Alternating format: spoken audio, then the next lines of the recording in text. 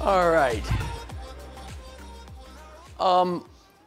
The next two distinguished guests are going to be joining me here in a minute, taking their seats, and I got a little bit of technical syntax, you know, for Don. What the hell is all of that? This is scaring the shit out of me, Don. You know, Sophia's here in the morning. That's creepy enough. And then now I don't even understand what the computers are going to be like. So, and I get this again, like yesterday you did me with the blockchain thing. Like, okay, cool. I do work for Oracle. Brett McMillan is a good friend. So I want to tell everyone that this is not an Oracle deck. This is some observations that I want to share with all of you. In my 20+ years with the federal government, both as an employee starting my career and then working for multiple large manufacturers of software and hardware. So this is going to be something where it's perfect timing. Teresa did such a great job this morning.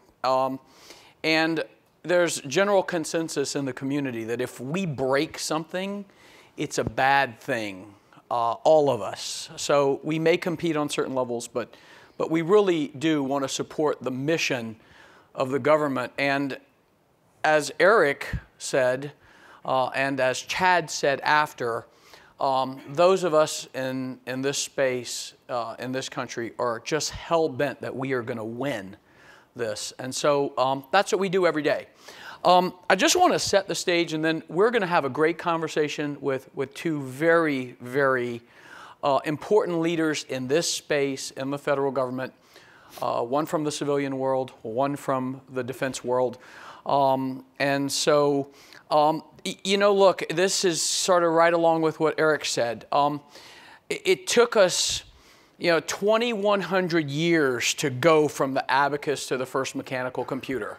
2,100 years. How many generations is that, especially with the life expectancy?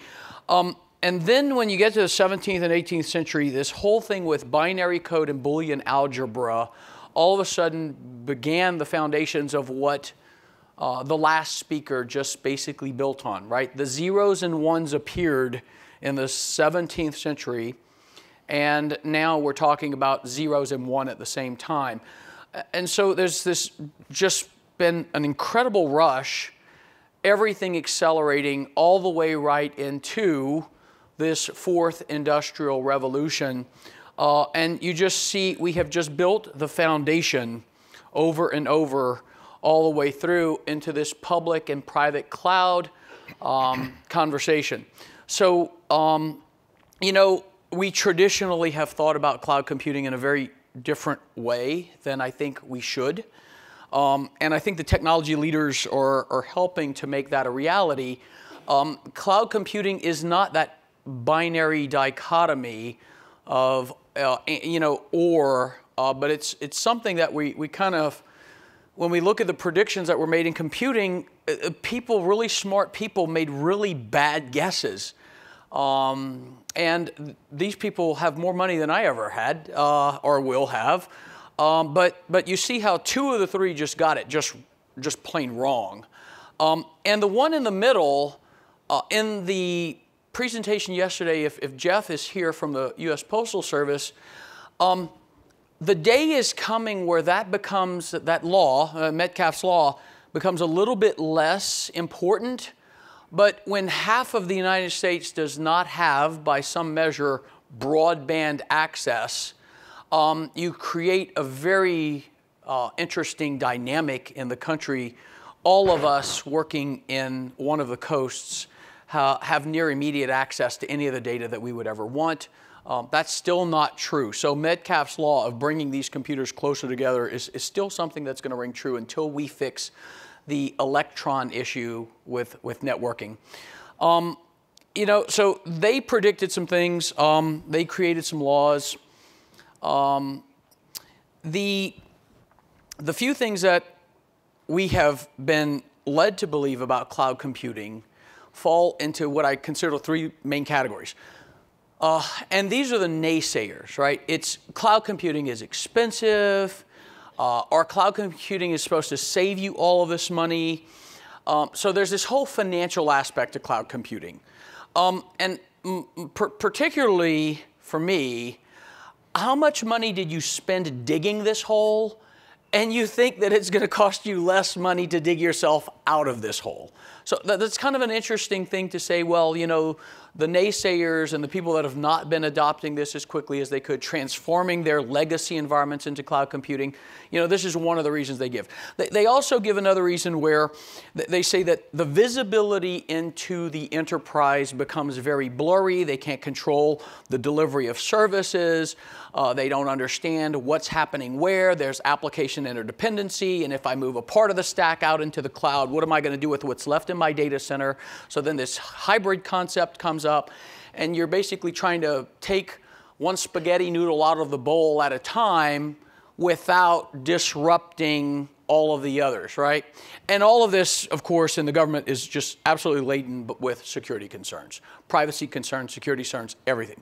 You know, if I put it there, it's just not going to be as safe. And that is said when we've basically proven that the converse of that is true, right? It is safer in the cloud. In our particular cloud, everything is encrypted, everything, period. You don't even have an option to decrypt things in our cloud. So that's kind of where people have been driving this anti-cloud thing or this slow roll thing. And then they position the government and people from industry and everyone else. They come to people like the one sitting on the stage and they're like, you know what, it's basically going to be in the cloud or on-prem, and you're going to create this hybrid model. And I just think that's absolutely wrong. It's basically and, all, plus, multiple clouds, multiple environments. Bill has an incredible story of how many clouds he supports, and the legacy transformation that this is bringing to them is very important.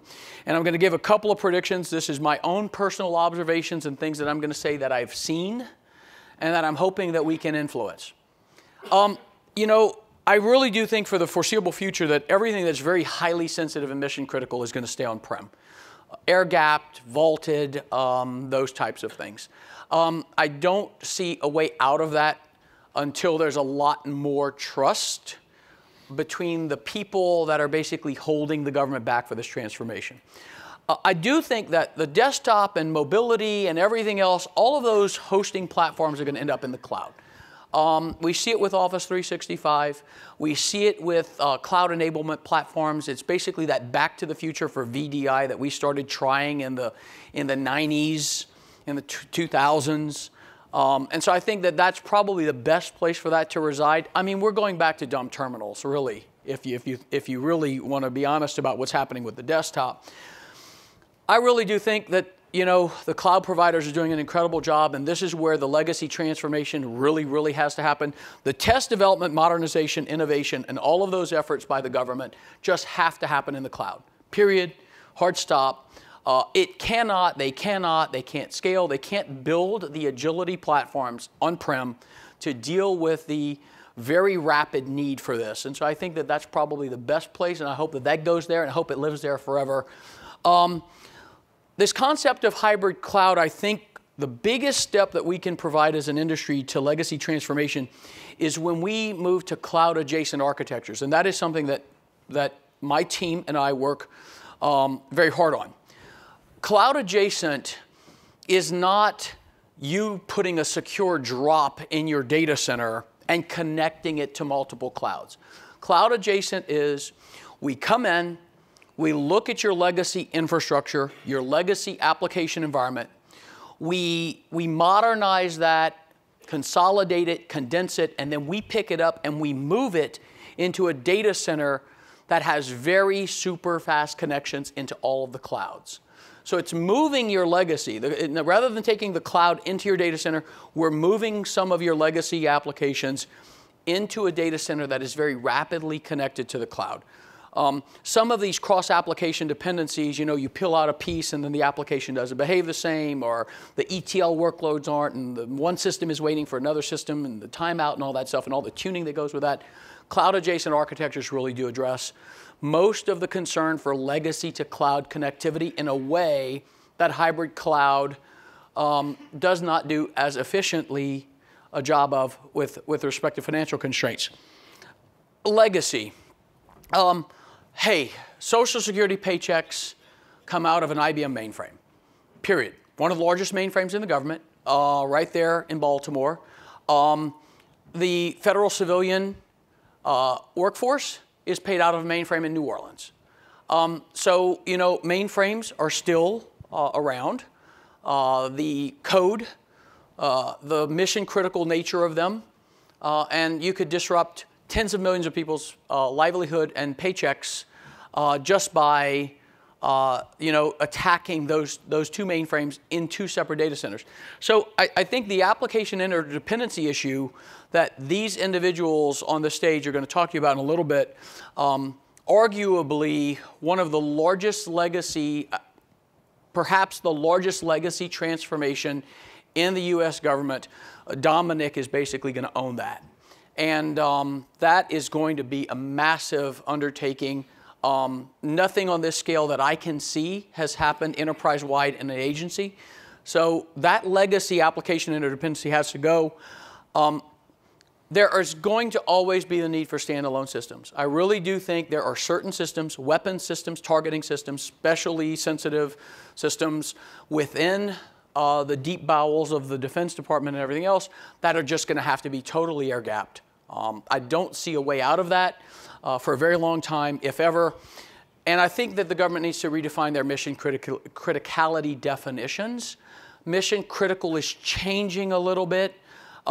I think it's sometimes branded a lot more easily as this is mission critical. And so I think the government can do some discipline and governance around their definition of mission criticality in this transformation we're on.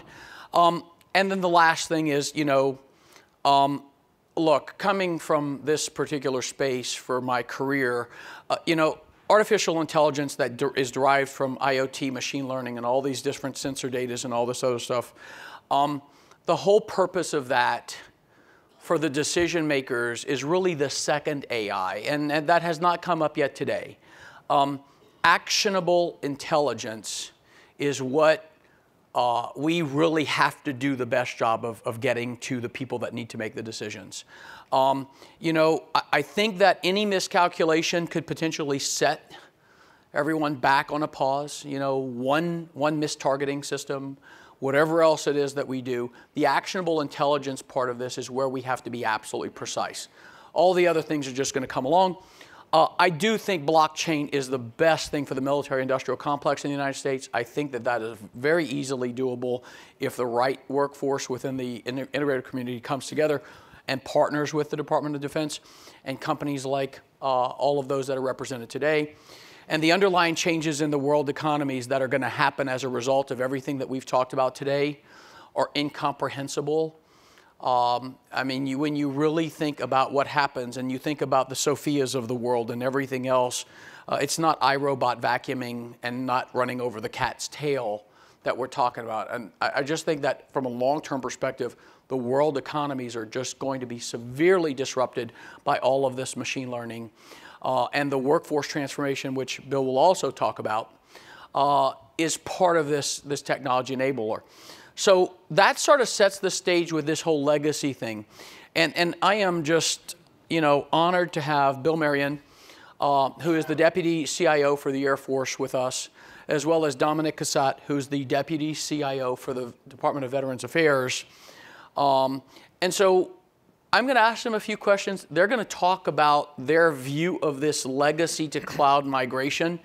Everything else we talked about today is gravy. It's a great place for us to look to. It's the horizon. The steps that are taken to get there mean that the legacy environments of the U.S. government just have got to start changing. And these are two of the greatest leaders that we have in the federal space that are doing that. So, Bill, Dominic, thank you so much. I'm going to take a seat. And Bill, do you want to address anything that, from a legacy perspective of the U.S. Air Force? I mean, you've got an agency that's been around for a very long time. Your systems have been around a very long time. How would you rate yourself on the scale of legacy modernization, and how much of it you really consider still legacy? Because right now, there are certain floors I get off on in my building, and I'm legacy, right? Right? Yeah, absolutely. So we absolutely have a large percentage that's still legacy, but I would talk in the cloud context. It used to be you're trying to modernize these systems, right? And we have probably 80% of our budget in sustainment cost of those systems. So if you think you're going to modernize at any scale and speed, you're not going to get there when 80%, 90% of your budget is on the sustainment side of it. What cloud has really brought to us isn't just the cost perspective. The cost, I would argue, is a one-for-one. It's really speed. The competitive advantage, even when you talk China and Russia and all the technology space, it's about speed. Bringing to bang capability faster, better, more secure. And so that's really the value that cloud has brought us from the legacy side of it. So a couple examples that we've brought. So worldwide, we have an HR system, 1.4 million users, and a pretty large enterprise cloud. All of our HR data, we went from 0 to bang after contract award in 60 days. We were 16 major releases behind, and we went to 16 versions up in 2 months. All the other processes took another 6 months of approval to operates and accreditation and that kind of thing. But in 60 days, we never would have done that in a legacy approach, right? The other big initiative that we're well into, we're about 600,000 users in Office 365. In about a year time frame, we have moved all of the continental United States, except for the Pentagon, into this framework. Again, those projects used to be 4, 5, 6 years in length. And so for us, speed is the competitive advantage these days. And so how do you manage the risk? How do you deliver value in capabilities at speeds that we never talked about? I don't think it's really an acquisition issue as much as it is how do you leverage technology at the speed of need? You made a comment yesterday that, you know, it seems like that whole don't blink thing. I mean, how much blinking do you see in maybe within the Air Force, maybe within the rest of your peer sets among the Department of Defense? Do you see a lot of blinking going on? Do you see a lot of fits and starts? And well, you alluded to workforce transformation. I mean, the blinking always in change is, you know, you as a leader have to lead your personnel through the change management. And so whether that's I'm worried about what my job is going to be out the backside of this, you're worried about the security, the things that you had mentioned in there, that's where I always say don't blink. If you know this is the right movement for your legacy applications to the new space, don't blink. Stay the course. Again, the scenario with the HR system, I mentioned in the panel, we had a congressional, we had all kinds of things that were people were intrinsically worried about their jobs afterwards. We have a large initiative called Enterprise IT as a Service where we're going to transform the workforce and basically commoditize some IT elements to deliver at better speeds. But the output of that is not a cut drill for federal employees. It's to put them into mission areas that we need them, specifically in the cybersecurity realm, that we need them on. And we only have so many people assets to grow from. So the whole key in this is rest assured your workforce, there is more than enough IT work at the backside of this. Don't blink, stay the course, make the modernizations happen, but also think in your mind, how am I going to retool my workforce as I go through this?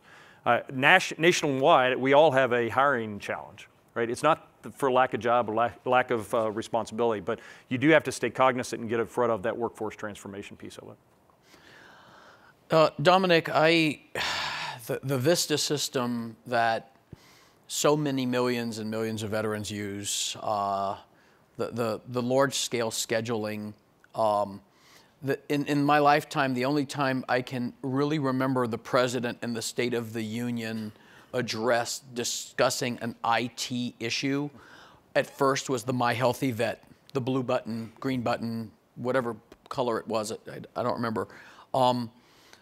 You know, that follow the sun worldwide, the data sharing, all of that seems to be in a very hard reset for what I just don't know any enterprise has ever undertaken. So the electronic health record modernization for the VA in a sustain the legacy and replace and how much data you have to move, the records retention for your organization in particular, how do you even start something like that besides an RFI, right? So, right. I mean, and you drew the short end of that straw. So how 10 years, right, is what you said yesterday, 10 years for the modernization of the VA is what you're thinking. Yeah, that's what we're thinking right now. I mean, we'll do it faster if we can, but that's kind of the plan. But you're absolutely right. The VA has a very long legacy just as an organization. You know, our beginnings were back to the time of Abraham Lincoln and looking to care for the veterans of the Civil War. So our organization's been around quite a long time, and the VA has a pretty rich history of trying to use IT to service our veterans and give them the best care that we can. So, but that being said, we have a legacy of some very aging IT infrastructure and applications. You mentioned Vista. I mean, that has some 40-year-old code in there that's built on. We have coding languages in our Vista system that are very arcane now, and there's very few people that even exist that know how to program in it. So, you know, we really can't blink. We really can't hesitate. We know we have to move out. The Vista system works well. It suits the needs, but it's very hard to maintain, and it's very hard to sustain, and it's very hard to secure. There's over 100 instances across our enterprise. It's a very large enterprise, and it's supporting a customer base of up to 22 million veterans. So we know we have to be prepared for the future and to grow. So you just, you know, you really can't be daunted. It is a big job. You talked about the short straw. And I've been the deputy CIO at VA for 6 months, and prior to that I was the CISO for the VA. And when I interviewed for the CISO position, one of the interviewees said, you know, you usually get the question, why do you want this job? But this interviewer said, why would anyone want this job? So, but my view was, well, why not? You know, this is a big problem. Somebody's got to start with it somewhere. You just can't be daunted. And even if you can, you know, push the rock up the hill a little ways before you hand off to someone else, our team is ready to take this on. And use, you know, so VA is diving into this head first. We have a buy first policy for any new IT, and we have a cloud first policy for any new IT. Any new applications that are going to be developed in the VA are going to be developed in the cloud. We are completely moving away from building it ourselves and a GOTS type approach. So, to Bill's points, we see this as an opportunity. Using the cloud gives us a great opportunity for economies of scale and ease of scaling and ease of having access to developers and vendors and service providers to get at that code and help us improve it, help us build it out. You know, there's just so many opportunities you could enumerate about developing this way. You know, so it really does make sense. You know, when you think of the speed of the technology change, you know, selecting something that is still going to be here, well, one of the big concerns about cloud is a service provider can just stop offering a service that I have operationalized, and that's probably one of the more legitimate of the reasons, right? Of make sure you pick something that's going to be around. But a 10-year program to transform the largest healthcare system, certainly in the U.S., if not the world, you know, what considerations went into cloud enablement of that, selection, you know, it changes so rapidly. Yeah, but I guess I'd challenge that a little bit, because it's, we conventionally the government goes in these 1 to 5 year, typically closer to the 3 to 5 year. How do we think through that? And by the time we come out of it, we're stuck in the answer, which was actually the answer a year ago, or 3 years ago. And so I think the value of cloud, and we haven't really talked a lot in this about software as a service, but I mean, these leading providers that are embedded into Fortune 500, Fortune 50 companies for HR and business systems especially, but you can even get in the warfighting domain about targeting and Google Maps, and I mean, all the different, you know, permutations of tools. I would say that the change in paradigm is, how do you get to bang in weeks and months, and so that if it does change 3 years from now, you've still got the value that you got for 3 years, and then you just got to readdress in 3 years to the new platform. But we're doing actually a disservice to ourselves oftentimes by thinking we're going to make it better by thinking through it for the next 3 years and make sure we got the perfect requirement. And we're actually going the other way, which is kind of the canvas the landscape, buy first, try to go to SaaS, stop the customization, right? DoD is infamous for customizing until we basically work ourselves into a model where, hey, we're at 80% sustainment, right? Right. And so that's the fundamental shift that we're trying to do. And if I might piggyback on that, at VA, we're trying to move away from these monolithic waterfall type big bang development projects. We're really trying to move to a more agile approach where we can get piece parts of capabilities out to the field very quickly. I like Teresa's message this morning, try, fail, recover, try, fail, recover. We want to get to more of that model, and using the cloud services is perfect for that. It creates an environment where you have this sandbox and you can kind of play and you can get some innovation out there and try, fail, and recover until you get a capability out there that really works. Any painful lesson that anyone here can learn from that you really think, gosh, this one was a big misstep. We should probably now, hindsight being 2020, the rest of us can learn from? Yeah, I think the biggest one I'll cut to the end is refactoring, focusing on skills for refactoring applications. I think all the lessons we learned through this, we actually executed pretty well in our moving several large scale implications. Because one, we started with application rationalization, the whole argument, you got to figure out what to do with everything before you start. It said, no, we're going to start moving things because we don't know what we're going to move it to and how we're going to. So we started focusing on what's the top 10 applications that we'd start to move while we continue to do rationalization. But now we're at the point of, okay, we've gone through this, we've moved multiple cloud applications, or applications legacy to the cloud. Now we're getting into the kind of the slows with respect to how do we actually get refactoring at scale for our enterprise. We have roughly, you could argue, 2,000 plus business systems. And we've got a couple dozen actually in the cloud right now. Now, some of those are pretty big, so it's not a one-for-one, but right now where it's like all the application developers, all of our infrastructure folks, do they know how to refactor an application well? And so some of the work that Teresa had mentioned and some of the factories for the refactoring, we've got to get better at. Because that's the part from a workforce and also with industry that I don't think we've really got to speed yet. The 800-pound gorilla in this transformation from legacy to cloud for the government always seems to be the regulatory, legal, security framework that the government, which may be one of the most onerous vestiges of the 50s, 60s, 70s when it comes to a lot of these things.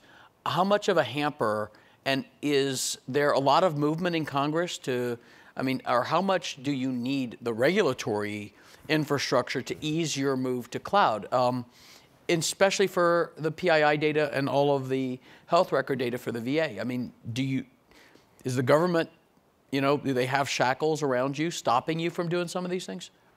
Well, I'll take a crack at that one. But so VA, we take our FITARA and our FSMA responsibilities very seriously. We're very careful. And as a CIO and formerly as a CISO, I sort of appreciate that those mandates are out there. It gets people to pay attention and people to understand the stakes and the importance of all this. Now, what I like about the FSMA standards and the NIST security controls is the controls are solution agnostic. If you look at them, they're just a high-level control telling you need this type of functionality. It's a basic requirement. It gives you a lot of latitude to find a service provider that provides the capability to meet that security control.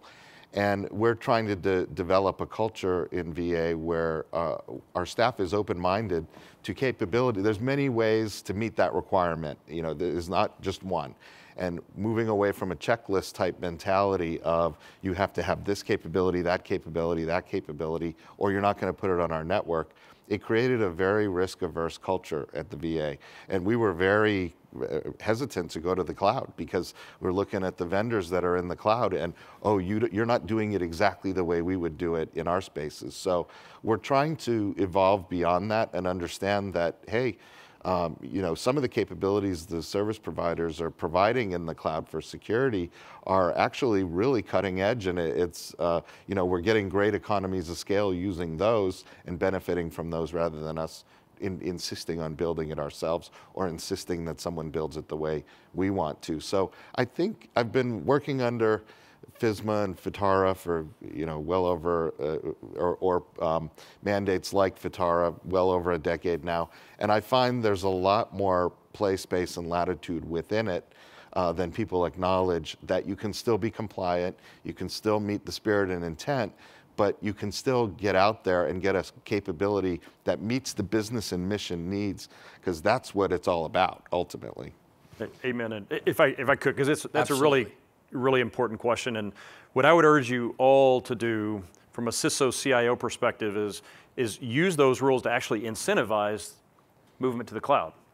And is exactly to your point, is if I can give you a hardened, repeatable, secure image, and we have a program called the Common Computing Environment, but that's exactly what we do in two different instantiations, two different cloud implementations. If I can give you that repeatable, accredited, certified, hardened image for your application, I've just taken 9 months out of your schedule with respect to approval to operate and all the mechanics around risk management framework. And so if you do it correctly, I think you can actually incentivize behavior, because they're going, well, do I want to take the long path to Smithville, or do I want to accelerate 9 months of this? If I just use that and you can provision it on the fly and it's right there and I can do test and evaluation on it, and that's where the real incentives come in. So we're trying to incentivize the behavior. We actually have a policy that's about to come up. It was published a couple weeks ago called Fast Track ATO, which is leveraging this process. If you do this, you accelerate to step C, D, E, F in this process to make sure you can go faster.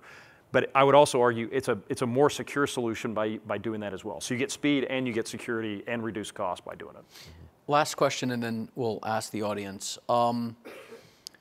Always we deal with acquisitions and procurement and the way the government goes about buying the technology. And from the beginning to the end takes a whole lot of time. How much progress is left to be made within the Air Force or within the VA, within this whole procurement thing? I think everybody's getting better at buying cloud, but some of the contractual language and everything, makes it difficult for you. And for the bidders, right? From SLAs and onerous terms and all that stuff. So where do you see that part of this whole enablement equation? Yeah, so we recently stood up a strategic sourcing office. It's now a deputy CIO office within VA. And we really want, that group is working to make us more agile and to think differently about how we acquire and how we procure things. So, talking about the cloud and building in the cloud, it gives us a little flexibility to break, like I said, these kind of monolithic old systems down into smaller piece parts and components. And let's get chunks of this up. Let's do an RFP for the development or improvement or replacement of that chunk, get it in the cloud so we can start playing with it, and we can, you're more agile because it's more focused. Now that's not always easy. We talked about this yesterday, that when you're pulling these piece parts out at VA, we have a 40-year-old Vista system. We've got over a 20 to 30-year-old VBMS system. That's our benefits management system. It's akin to a huge insurance firm in the United States cutting checks for our veterans.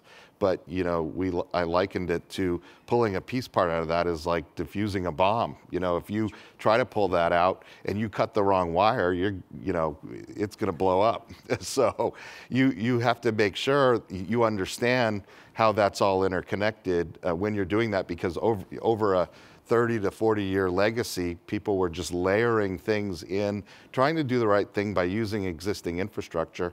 But everything got you talked about pulling the spaghetti out of the bowl, very entwined. But you can do a lot if you can sort of decompose the capabilities into smaller piece parts and work them in a more agile way through the acquisition process. Yeah, I would say it's a little bit different for each kind of cloud. So you want to kind of segment this out a little bit different. So you take something like 365, very commoditized, Google Apps, whichever Office of choice you're doing, using GSA, using pre-competed contracts, get to bang faster. There's a lot of those vehicles there. So that's a little bit more on the commoditized side of it. When you run the spectrum down to the biggest challenge I think we're having right now is these new platforms, the software as a service. And I'm not endorsing, but a Salesforce or a ServiceNow, they're basically platforms. Right. And from an acquisition, we always try to solve a problem. We typically we aren't very good at conceptualizing what the platform is because you have to scope it to certain dollars and you can't, but that's the beauty of some of those platforms is you buy a platform once, you buy a CRM once, and then you use it for multiple requirements afterwards that you may not even know what those requirements are yet. Well, the acquisition process doesn't work that way, right? It's very requirement by requirement. And so that's the one we're trying to pick on right now, which is how can we invest in a platform that we know will answer many subsequent requirements that we can't articulate or don't have funded right now. That's our biggest acquisition challenge. And so again, whether it's a CRM or a ServiceNow type thing or Salesforce, the whole idea is to repeat processes underneath that. That's our biggest challenge. So we have a couple minutes. I know they're waiting for lunch. So we stand in between lunch. But if there's anyone in the audience that has a question that has not already been answered in some form or fashion of Bill and Dominic, please, I don't know if we have mics going around or going once. Anybody want to know how many qubits of computing you're going to be buying, Bill? You have a major general in there that was on the other slide, so you might want to check on that when you get back to the office. The thing I would say, if there's no questions, is again, it goes back to don't blink. There's a lot of cloud implementations now. There's a lot of folks that have gone through this. Reach out to them if you have any concerns on cloud. I mean, I very much believe this is something you have to be, if you're a Fed in the CIO, CTO space, you've got to leverage this because competitive advantage, whether that's financial or even security or speed, this is the only way the Feds are going to catch up with some of these sustainment debts that we all have.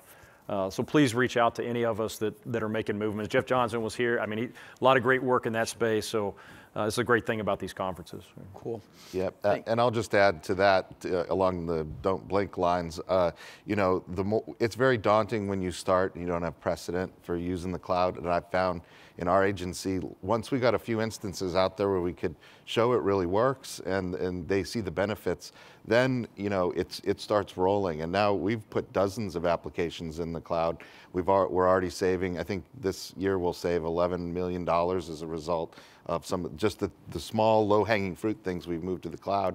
And the numbers I'm seeing for anticipation of how much we could save by moving off of some of our private clouds or off of our data centers is, the numbers are pretty impressive. So it's definitely worth a shot, and don't be deterred. And once you get in a roll with it, it'll take off. Thank you both very much. Thank you. Thank you. Okay, I think, Teresa, you've got someone coming up, and no introduction?